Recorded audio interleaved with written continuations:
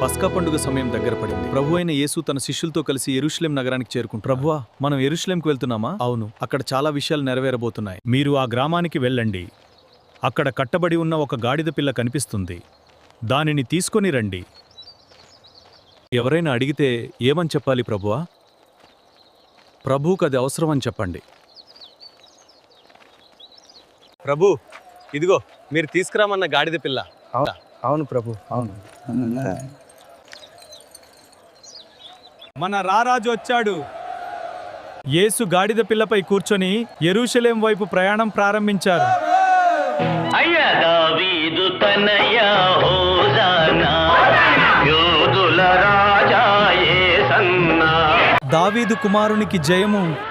ప్రభు పేరట వచ్చువాడు స్తుతింపబడునుగాక.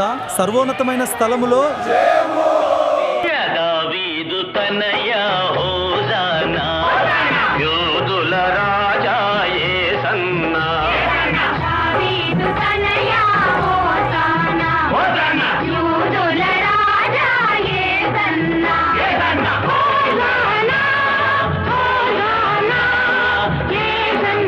ఈరోజు క్రైస్తవులు మట్టల ఆదివారంగా జ్ఞాపకం చేసుకుంటారు.